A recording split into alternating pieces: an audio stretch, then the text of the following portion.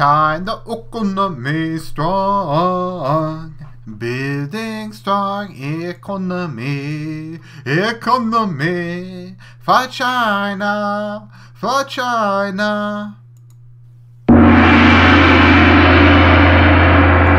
Hello everybody, this is Argent Templar, as we continue to cover the strongest country on Earth with the greatest economy on Earth, as it continues to grow so that China will grow larger, or something like that.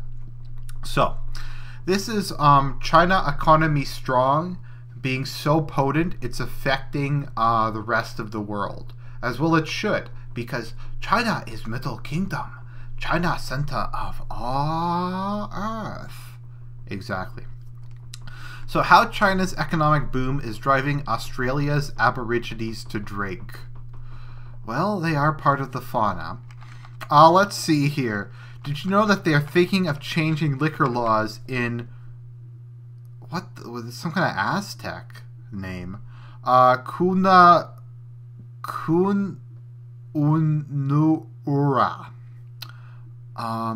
China can't pronounce name. China names more pronounceable, like Beijing and Wangyang, and I don't know, and Shangxi. I don't know. I can't pronounce this, so I'm just gonna call it Kun.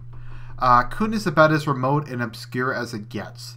3,200 kilometers from the state capital of Perth, itself the most isolated large city in the world. China has large isolated city. China cannot be beaten in record by anyone. And yet the proposed change to alcohol licensing in this languid sunburned township near the beautiful Kimberley coast are just one of the consequences of a stunning global change. We'll get brighter as China economy gets stronger. The sun get brighter, weather get better. With China's strong economy.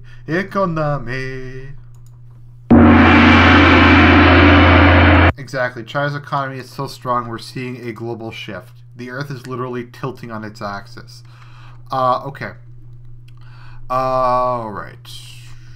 To explain, yesterday afternoon, even as the World Bank was issuing its research, I was standing on the shadeless highway before Kun, in the even dustier port of Wideham. For an hour I watched in amazement as the road trains thundered along. Each of these road trains were ferrying 120 tons of ore from the vast mines of the Ridges project to the waiting barges parked in the Cambridge Gulf. The Kimberley road trains pass every 20 minutes, 24 hours a day, 365 days a year. It sounds like a profitable business, and it is. Miners in these parts can easily earn 6 figures. In the most solitary locations to attract employees, they have to pay a doctor's salary to the guy who turns the stop sign at temporary work roads. Man, maybe I should move to Australia. Some Aussie miners commute to the Kimberley pits from their villas in Bali. Holy shit. But if the miners, engineers, and sign turners are making great money, so are the people that own the title deeds to the desolate redlands, seamed with metals. And in northwest Australia, this means Aboriginal tribes. This is where liquor laws enter the frame. This short China low time preference. Alcoholism mean getting shot in China. Alcoholism mean liver not good to be taken when executed.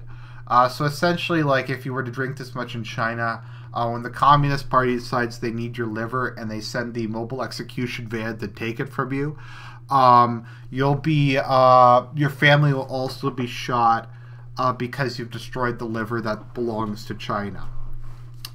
Let's see here. Okay. This is many Australian towns and cities, especially north, to introduce austere licensing laws to reduce consumption. In the past, this legislation worked because Aborigines couldn't afford to travel far to dodge local restrictions. But now, so locals say, the Australian mining boom means some rich landowning Aborigines have a lot of money. And these mineral-rich Aussies can, implying that Aborigines are Aussies, it is further rumored afford to take $1,000 cab rides from Halls Creek, where you can't buy booze stronger than 2.7% all the way to Kuhn, where you can buy any grog from lunchtime. To combat these millionaire taxi-hailing dispos, Kuhn is therefore thinking of restricting takeaway liquor sales. Okay, so let's just go over how absurd this is. So, the Aborigines have such high time preference and so little self-control that they literally take $1,000 car rides like hundreds of miles away to buy booze in the middle of the day. Do you guys realize how like crazy that is? They don't even buy a bunch of booze, they just buy one booze. So if you think about it, if they do that every day, that's like $365,000 a year, not counting the booze. Not counting the fact that these people's time preference is so low, so high, they probably just blow it on everything. So how do global geopolitics fit into all of this? To get the answer, you need to follow that iron ore and see where it goes, and hence where the money to cover $1,000 taxi fares is coming from. They really like reference that a lot. I guess that must be like really common. And that iron, that's like what I make in a month. One destination, and that ore has just one destination. China! The speeding China economy is sucking in bountiful commodities, making Australia rich as China become rich as well. Australia and China, best friends forever. Not as good friend as North Korea, but better than Taiwan. They turned to the Boabs. But the Chinese boom is also making China rich. But China boom making China economy strong. A fact which was confirmed in yesterday's World Bank report into global economics, which has one stark conclusion. China economy will be stronger than America economy this year. In economic size, calculating GDP on a PPP basis, that is to say, within the next 12 months, China will become the most powerful country on earth as power derives from economic strength. This evolution is epical. The last time one nation surpassed another as the foremost economic power was when the Americans supplanted the Brits in the 1870s. For 2 centuries, we have only known a world dominated by English-speaking nations. But the British Empire is long gone. The American century expired in Iraq. And China will soon be in charge, and this tremendous change will affect us all in ways we cannot begin to predict. Or we could just say no to globalization and just tell the Chinese to go fuck themselves.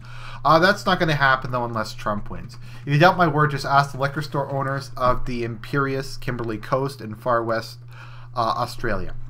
So I think this is good. This is China empowering the local tribes to drink themselves to death. So as always, I will sing you out. This is China moment, China moment. This is China's moment to shine.